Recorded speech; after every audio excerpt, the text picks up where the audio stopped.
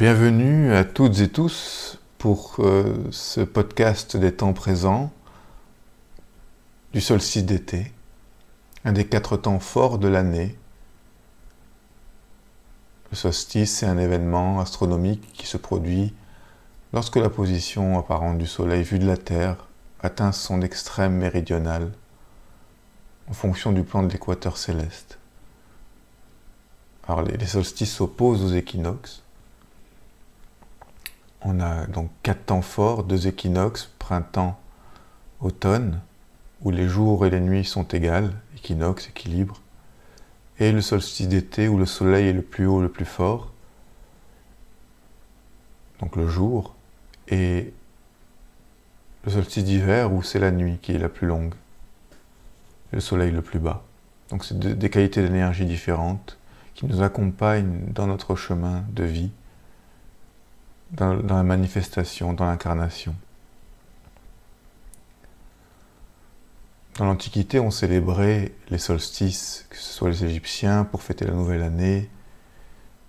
Certaines tribus amérindiennes célébraient la danse du soleil au jour du solstice d'été. Chez les Celtes, on appelait ce jour l'Ita, qui était un jour où on révérait la nature et on révérait aussi l'astre solaire. Et dans le christianisme, nous avons la fête de Saint-Jean, où on allume les feux de la Saint-Jean. Chez les anglo-saxons, c'était aussi appelé Midsummer. Et c'était un jour où on fêtait le mariage du soleil et de la lune.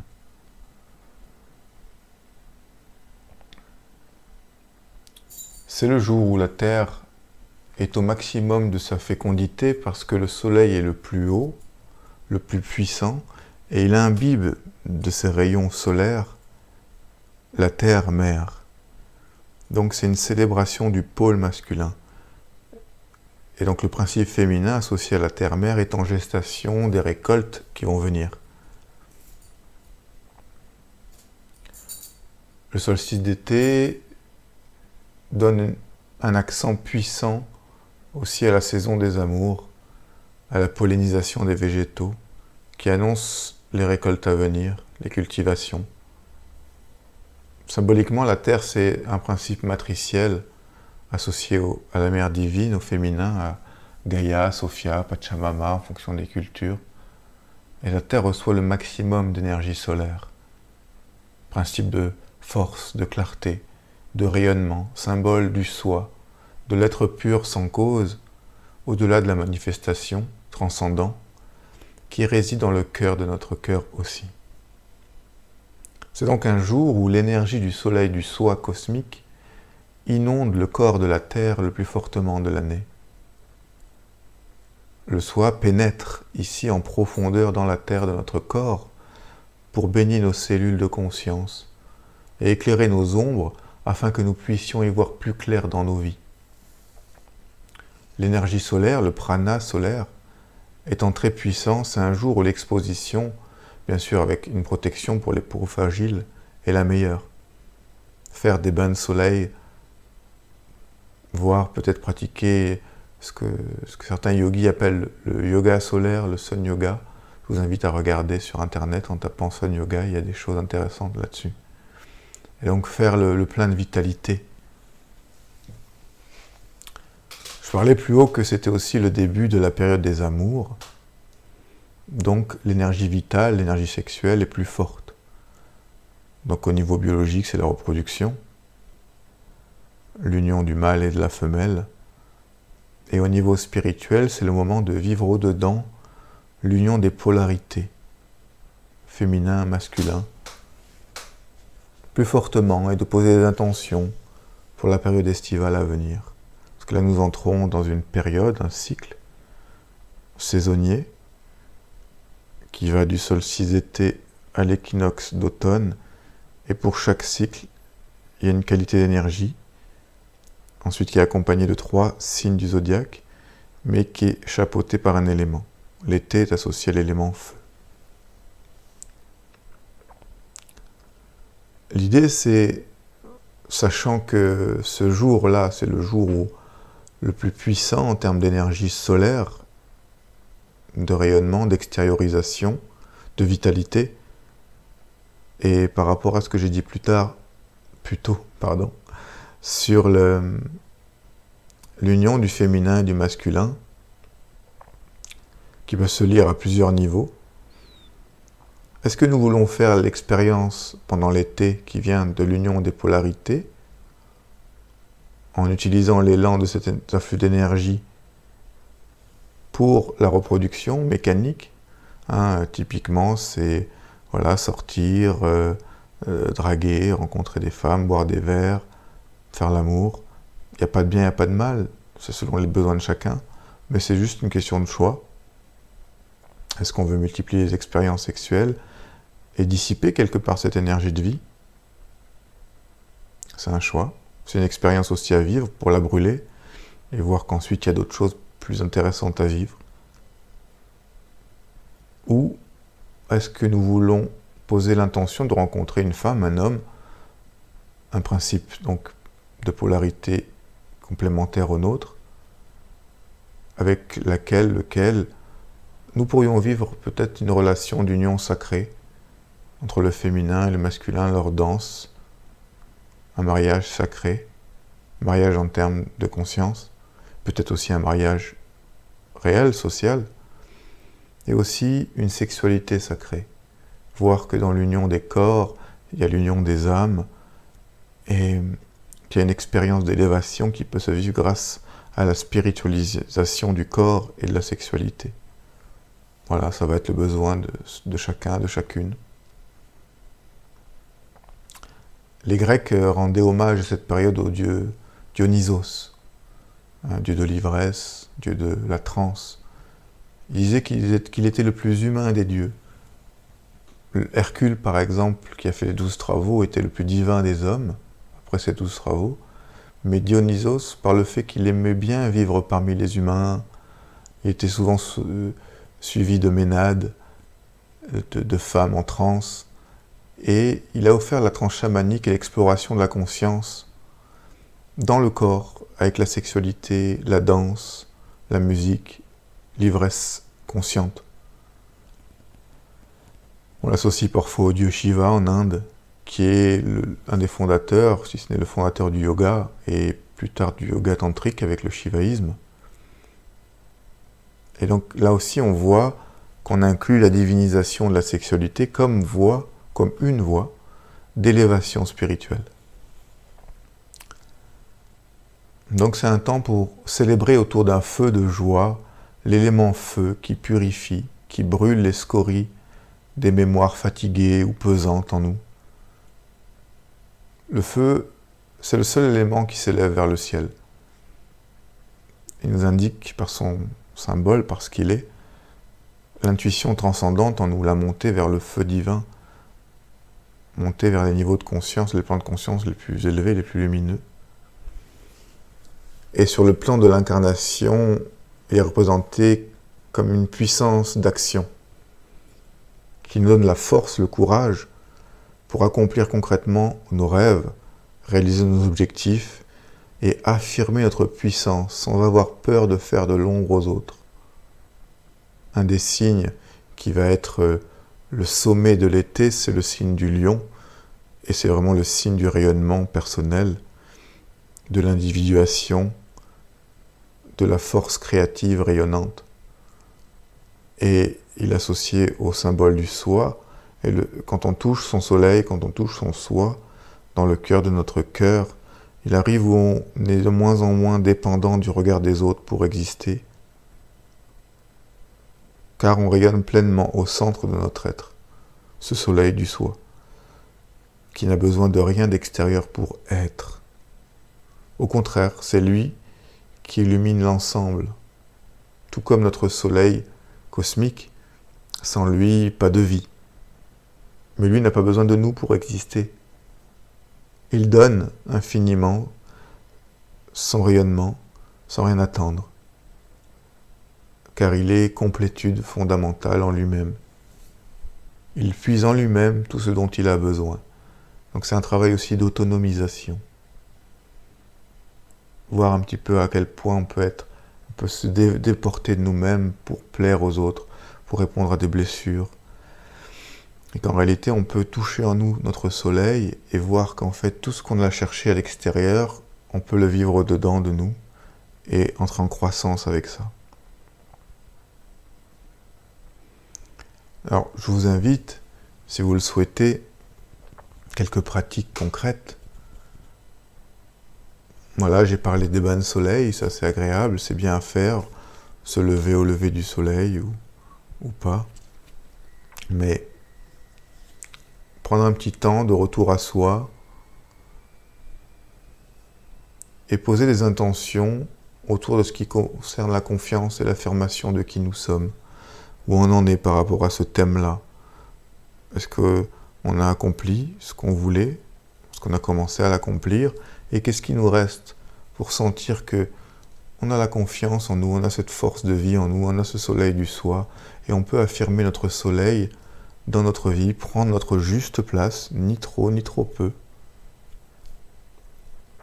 Ça, c'est un thème aussi intéressant à méditer. Puis, comme le soleil est associé dans la tradition initiatique au lion, le lion c'est le roi des animaux, et donc peut-être un travail ici sur notre souveraineté individuelle, notre capacité de rayonnement. Est-ce que je suis souverain dans mes choix, dans mes pensées, dans ce que je ressens, dans ce que je veux faire, sans dépendre des avis des autres? Bien sûr que je peux écouter et peser, mais je ne me laisse pas déporter, parce que chacun veut des choses pour lui-même, et peut-être les gens qui vous conseillent certaines choses, ils les conseillent aussi à eux-mêmes, c'est peut-être pas adapté pour vous. Donc méditez aussi sur cette notion de souveraineté individuelle.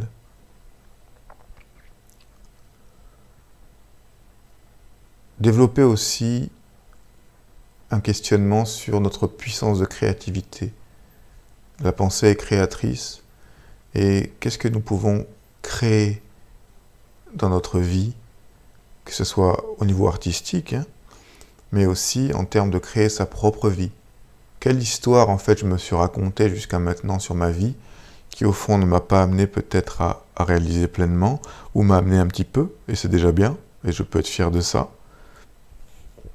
Mais maintenant, quelle histoire j'ai envie de me raconter sur la suite de mon parcours? Et surtout sur cette période estivale, qu'est-ce que je veux créer dans ma vie? Le soleil, c'est la clarté. Donc on peut demander, après une méditation ou dans une méditation, la clarté sur qui on est, sur nous-mêmes, qui on est réellement, mettre du jour dans nos nuits internes, dans ce qui est caché, ce qui est voilé, et soulever avec la torche de la lumière. Demandez aussi la clarté sur une relation, sur une personne. Est-ce que c'est juste d'être en relation avec cette personne pour moi, en réalité?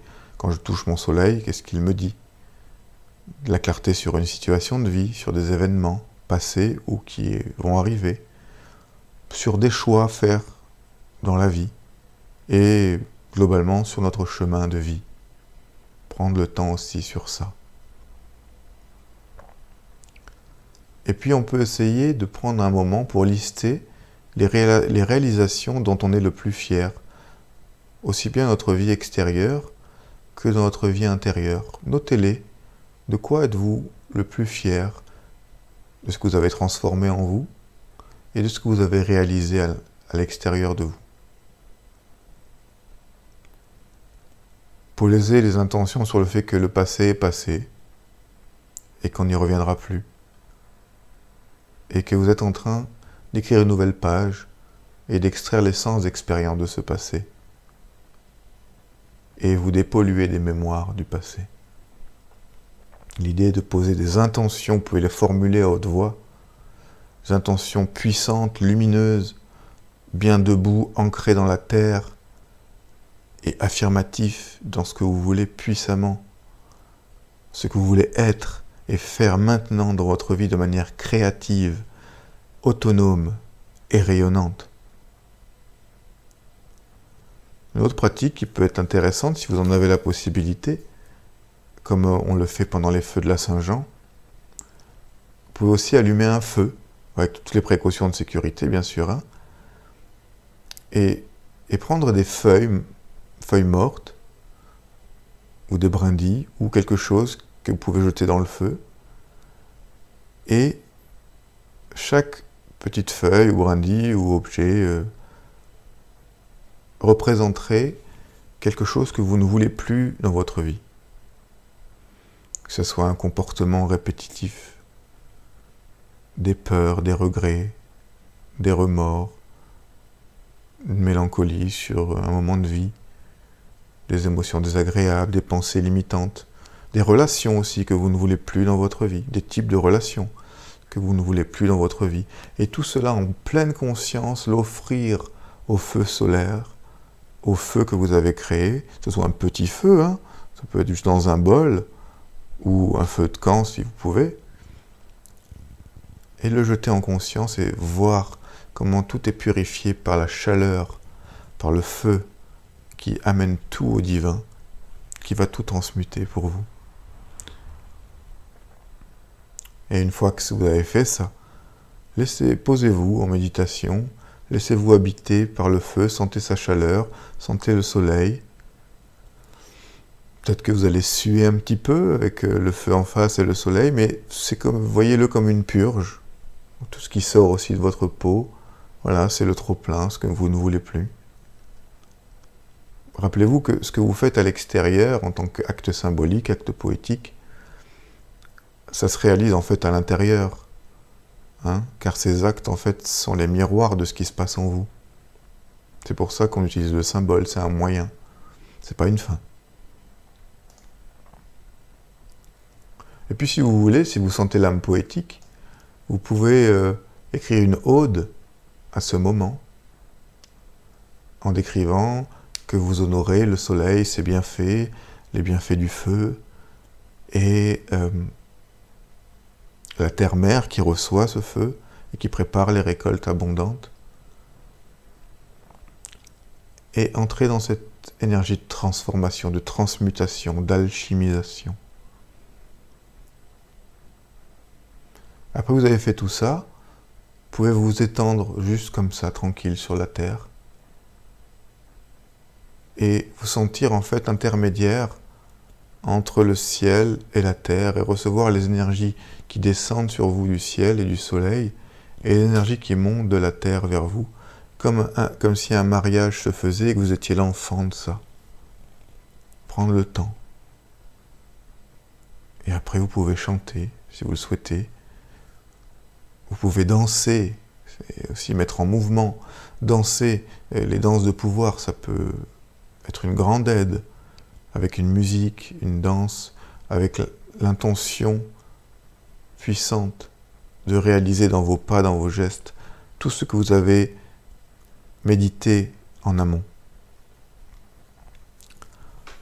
Ensuite, si vous le sentez, et ça peut être joli, vous pouvez décorer un endroit dans un coin de nature, chez vous, avec des couleurs qui sont associées au feu, au soleil, donc des couleurs, des tissus, des objets, voire des fleurs, qui sont de couleur blanche, jaune, orangé, or.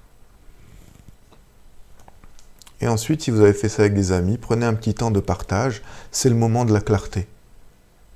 C'est le moment de l'authenticité, de dire les choses, de plus masquer. Donc passez un moment de partage authentique, vous les prévenez, voilà, je sens que c'est un moment pour moi de dire les choses clairement. Et tout ce qui nous reste un petit peu sur le buffet, on ne veut plus. Donc, dites les choses, mettez au clair des situations, des événements, un certain mode relationnel que vous n'osiez pas exprimer. Profitez de cette force-là pour le faire, mais toujours avec bienveillance et gentillesse, mais avec une intensité qui dit les choses. La clarté, le courage d'être soi, et aligner tout cela ensemble.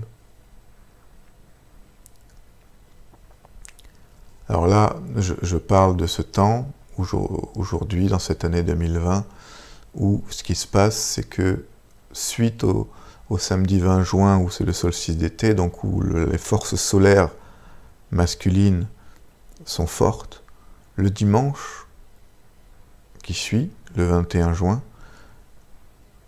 il y aura la nouvelle lune. Donc on entre dans un nouveau cycle lunaire.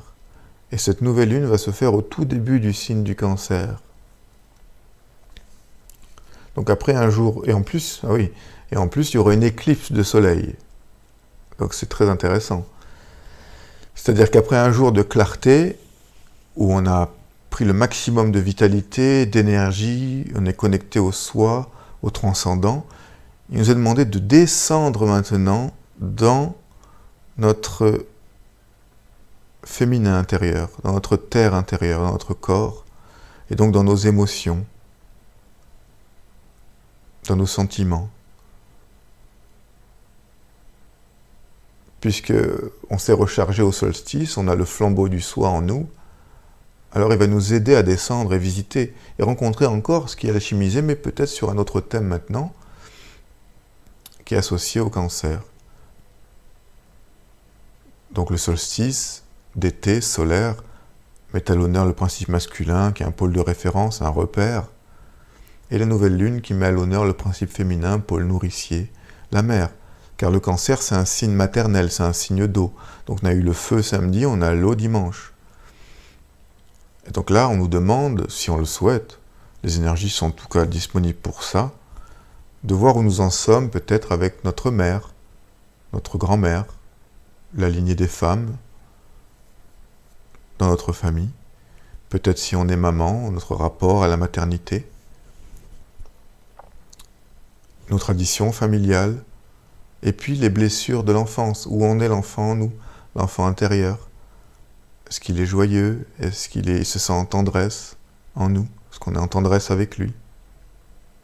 Parce que le féminin, sous l'apparence de la mère terre, en nous, que l'on soit biologiquement femme ou homme, participe de ces énergies-là. Puis l'éclipse de soleil va venir renforcer ce retour à l'obscurité du dedans. Donc le soleil sera voilé, on ne le verra peut-être pas tous ici, mais les énergies seront donc davantage à l'introspection, à la sensibilité, à la réceptivité, à la descente dans nos images mémoires, pour y apporter la clarté qu'on a emmagasinée, justement, le samedi. Tout ça, c'est pour comprendre, pour vivre, pour transmuter et sortir avec une nouvelle fécondité de nous-mêmes.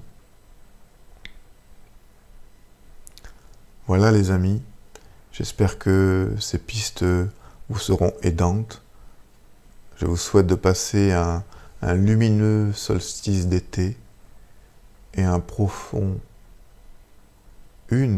nouvelle lune en Cancer. Prenez soin de vous et à bientôt.